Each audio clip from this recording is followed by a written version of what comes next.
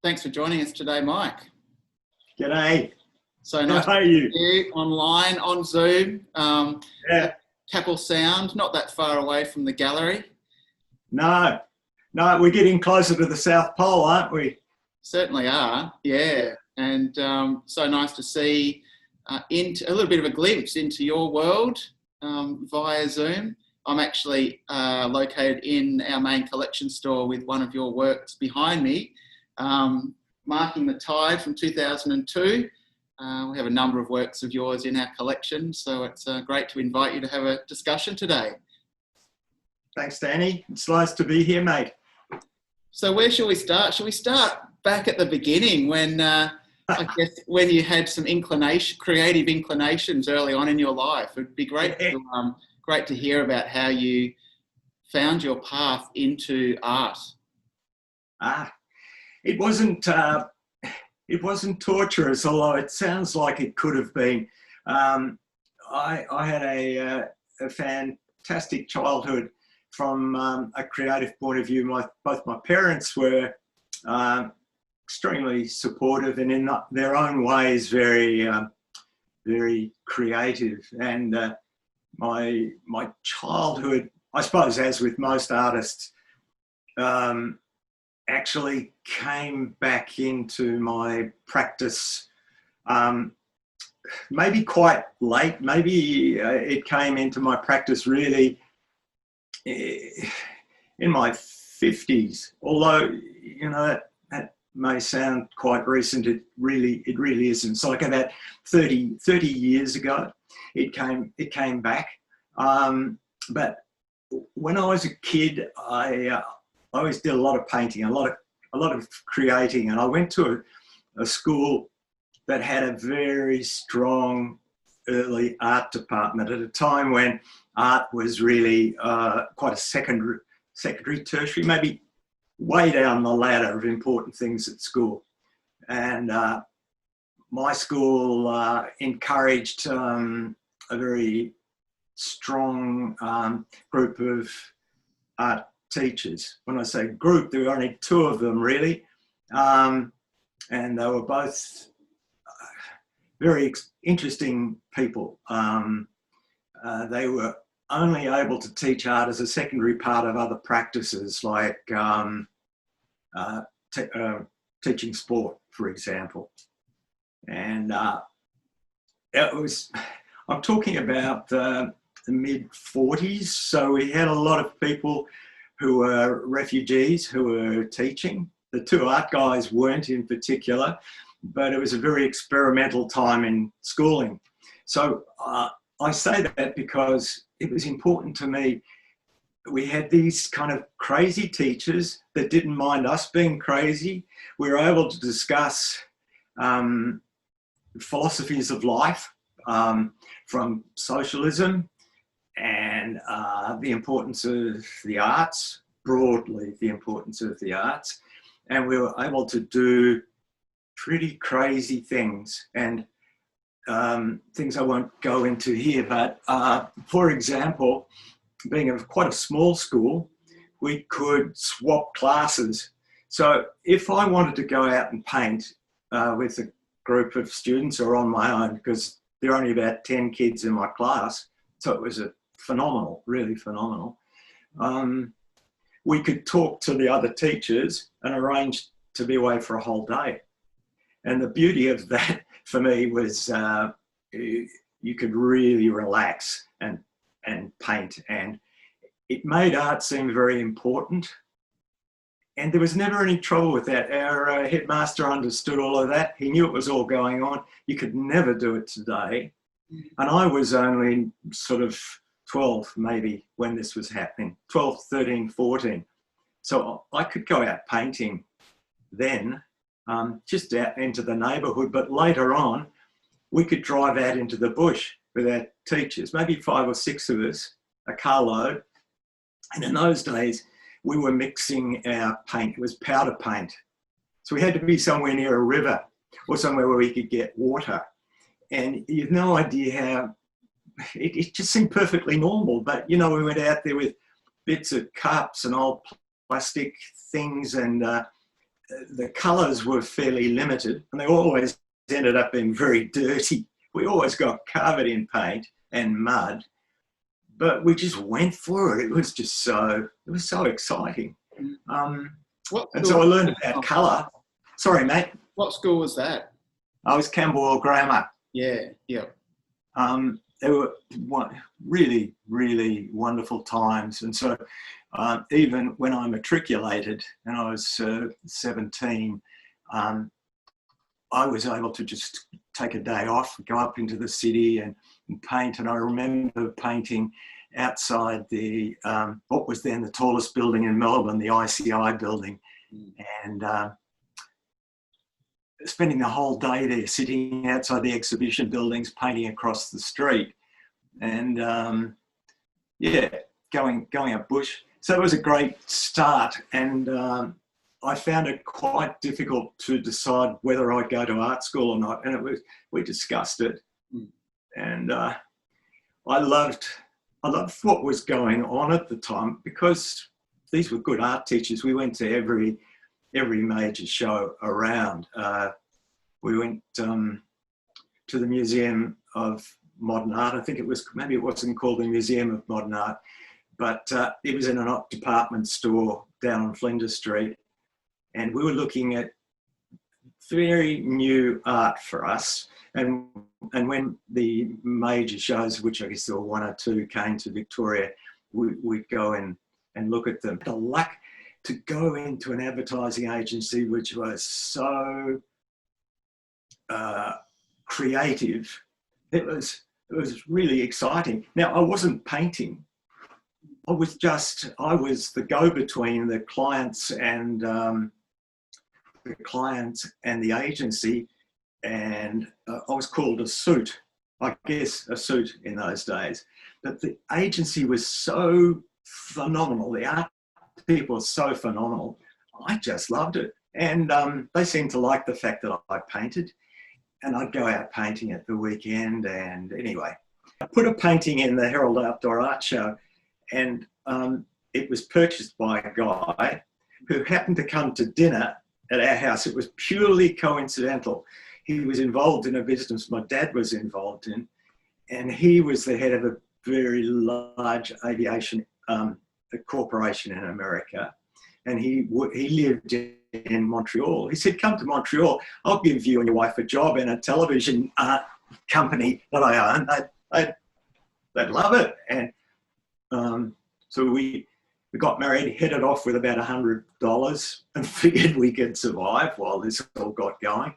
And we got there, and this guy wasn't in Montreal. We didn't know what had happened to him. And we finally found out he was in Europe on holidays, and he wasn't going to be back for 6 weeks. Well, our money was only going to hold out for 4. So we were forced to go looking for work, creative work, and to try and make that fast. We met some phenomenal people. We met a guy, most importantly, who was at the Canadian National Film Board. They were a really lively, very big international creative film and television group in Canada. They were producing the most exciting stuff. Anyway, we got a couple of small jobs, and that gave us confidence to go to a couple of other people. And being Aussies, we knew that we didn't start at the bottom. We'd always knock on the door and go and try and see a managing director or something. And they just loved Australians in those days. They just loved us, and they gave us so many opportunities. We got paid for 6 months, or probably a year actually, designing a set for the Canadian Pulp and Paper Pavilion for Expo 67.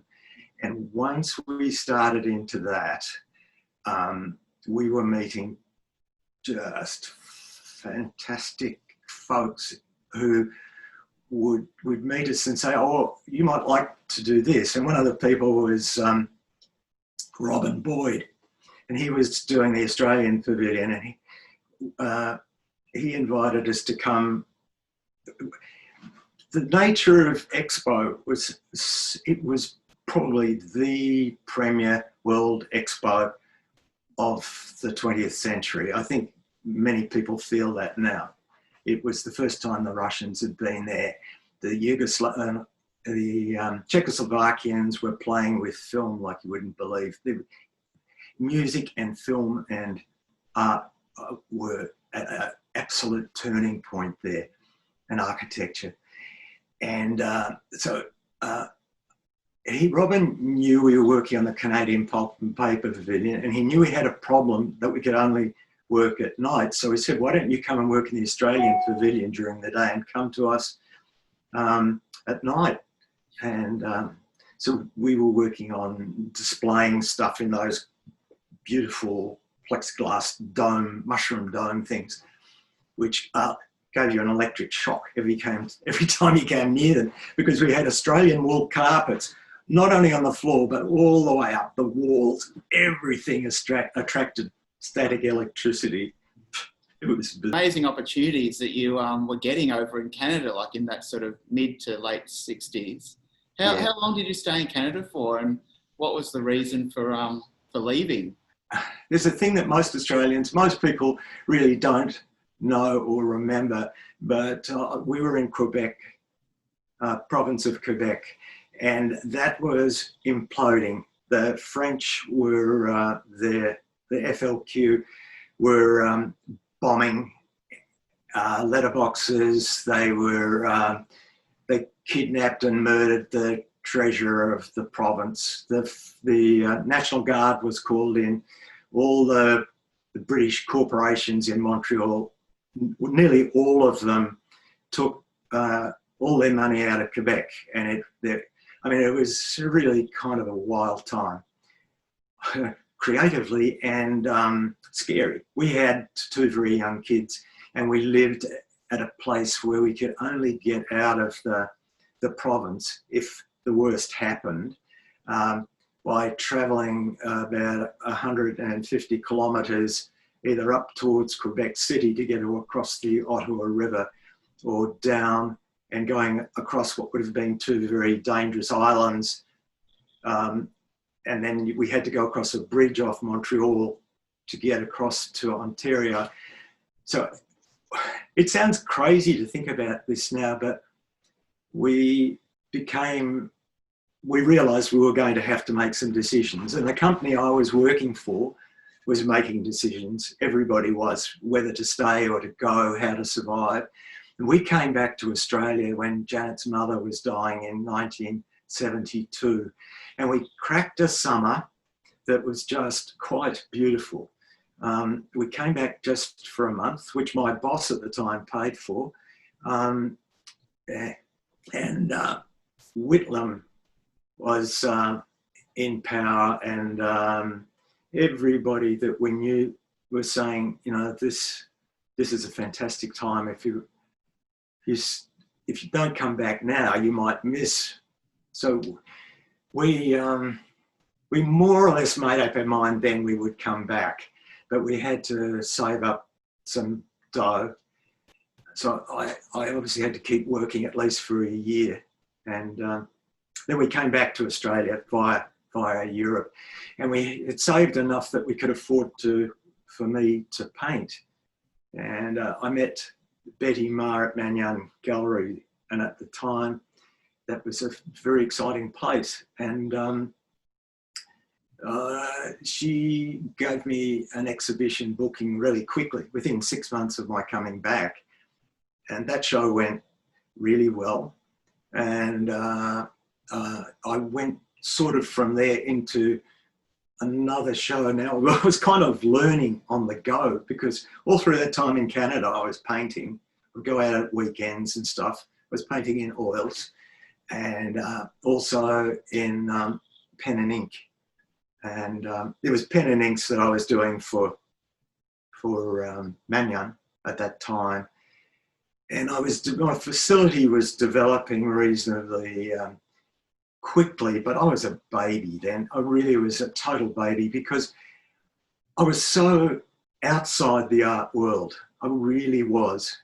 And when I ended up with my first show, big show, I had a very good show at Australian galleries. The critics had a field day with me to the effect that, you know, what was this country painter of pretty nostalgic bush houses doing? You can imagine. And it had a profound effect on me, I must say. A very, very bad effect. And it took years and years and years to get that out of my system. I'm interested to hear as well. I guess you guys went over to Boston for a number of years as well in the early 80s. Yes. What was the decision? I had, obviously before we went, I had been talking to as many universities from Yale through to BU. I got into BU and I found universities over there so welcoming. So I didn't, because I'd been painting and I had a fair facility, I didn't want to start it at year one and go through a connect the dots system. It didn't make any sense to me. I couldn't afford to do it anyway. Absolutely. In Australia, I couldn't do that. I wasn't allowed to do it. There was a fellow at Monash who was very happy for me to, Monash, it was Caulfield Tech, who was happy to sneak me into his classes. And that was how it worked here. In America, they said, oh we'll be happy, we'll take you in and we're happy to discuss the varying subjects you want to do. So it was very, very inviting and very exciting. When I got there, I found the BU course seemed to be, as I went through the enrolling process, it seemed like the staff were at one point and the students were at another. There seemed to be a division. It seemed more fixed than it had seemed when I was talking to them. And a friend said, why don't you go to the museum school? That's a very exciting place. And of course it was. It's a very, very famous school in Boston. And I did. And that allowed me to pursue printmaking, which I had always loved. And they said to me, you're crazy trying to turn your career upside down. Why don't you work with your strengths? And so it's like we'd have it. Again, I met artists there who encouraged that aspect. And at the same time, it was, I can't tell you how it was like, it's like a breath of fresh air. Every month, they'd had a bus that would go down to New York and you could go down. There was a very small amount of money. You just had to book in early and you could spend a day there. You'd leave at 5 a.m. and get into New York at about 10:30, 11. And they drop you in Soho, spend the whole day there, and then they'd pick you up and take you back to Boston. So before that, every 2 weeks we had slide lectures at lunchtime. We had one that came from Chicago and one from New York, and it was a survey of all the new shows. And the alternative weeks we had visiting artists. But we had people like Daniel Ellsworth. We had all sorts of, I can't think of the names, of just great art. And they're talking to a group of about maybe 60 or 70 students. It was just fantastic. But at the same time, I had to paint. I had to paint for the school and I had to paint for me. And I started taking paintings down to New York to talk to dealers about. And I guess when you came back to Australia, what was your life like then, and how did that affect your work and the development of your work?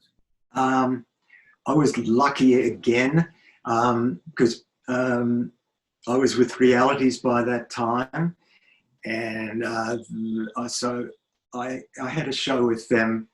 But actually, the first show I had when I came back, was with Kim Bonithan in Adelaide. It was probably one of the best shows I'd ever had. Kim wanted me to have the show, and I decided when I was in America, I'd go up to this place and I'd live there for quite a few months and produce as much work as I can. And it became a group of paintings where I was looking at people like Milton Avery, who and whole piles of American realists who were looking at simplifying stuff. Watercolours were always considered sort of a rather dilettante kind of, what's the word? Not vacuous, vaporous,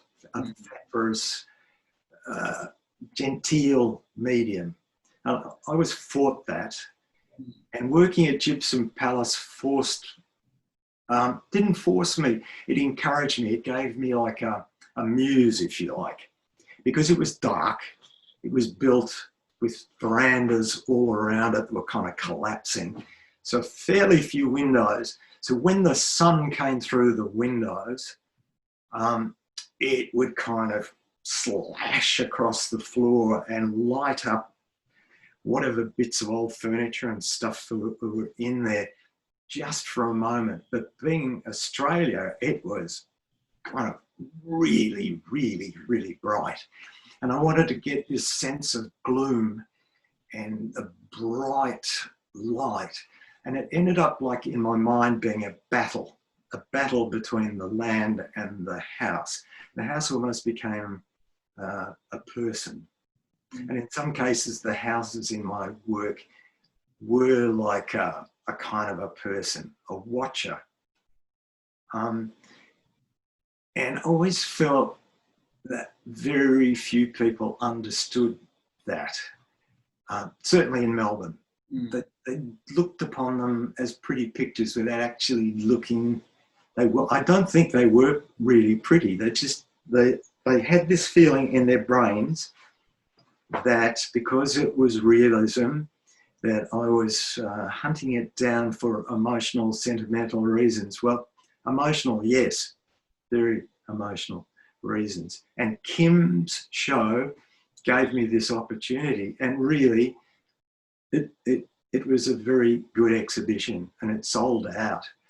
I'd love to hear you talk a bit more about watercolour, like a medium that you're really excelled in, even like thinking about the work behind me, which is, it's probably hard to tell. It's hard to see the detail and the intricacies, but obviously this is a watercolour work as well. Yeah. I'd love to hear you talk a little bit more about the medium of watercolour. Danny, it's I taught myself. I started with the pen and ink phase, where the pen does a lot of work and the ink is kind of the light shade, gives it a bit of the drama. And then when I came back to Australia, once I started going and working, I think probably the Australian Gallery Show, when I started needing to get more out of it. I wasn't working inside, but I started to get a bit more facility with watercolour. I started to learn. I was looking at how to paint watercolour, or how to paint watercolour books. And so I got a certain amount of basic stuff. But as I went inside, I found all those things that happen with watercolour. It becomes, for a start, it's not a forgiving medium. If you put the wrong colours down first, and you put you get to a point where a wash picks up the wash underneath, it picks the paint up, and it just turns it to mud. So I then started to learn about the paint pigments, and I learned that, those beautiful ultramarine skies that we can get in Australia, and you see in some, I'm trying to think of a couple of famous people, but I can't offhand. Anyway, those skies are created by little granules of pigment that drop into the texture of the paper.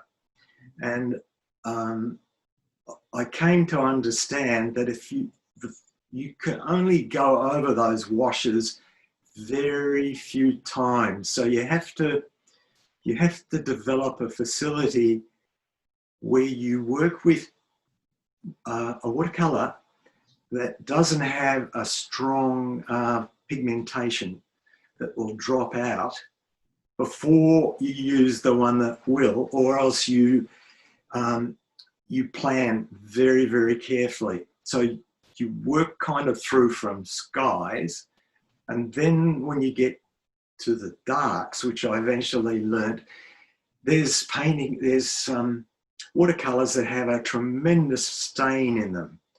So if you use that stain early, you can never get rid of it.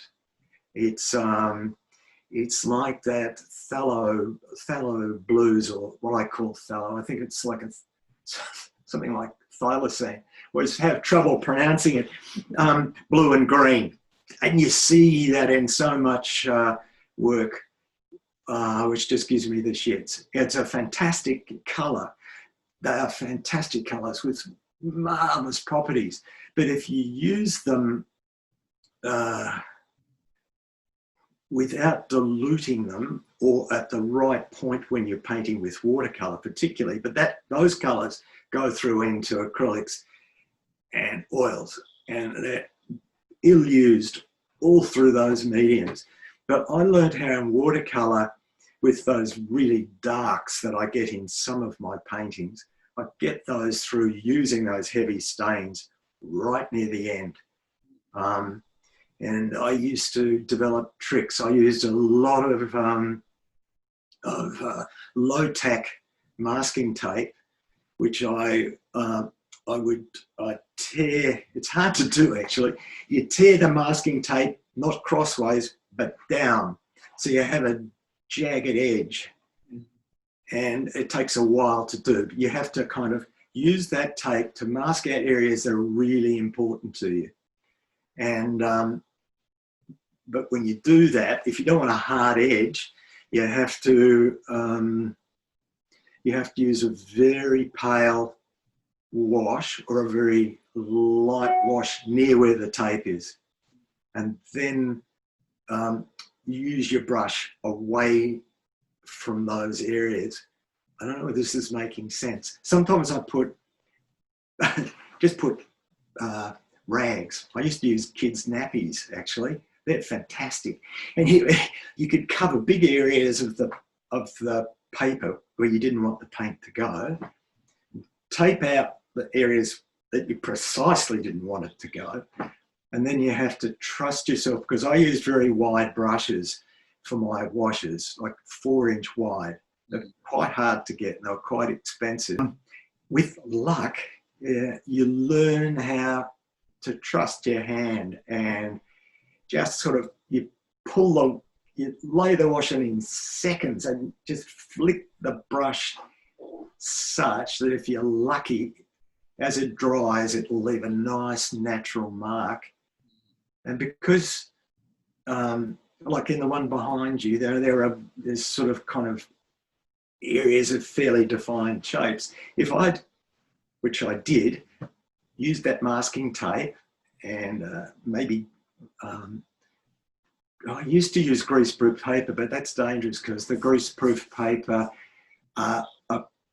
attaches a certain amount of oil to the surface, which is a killer.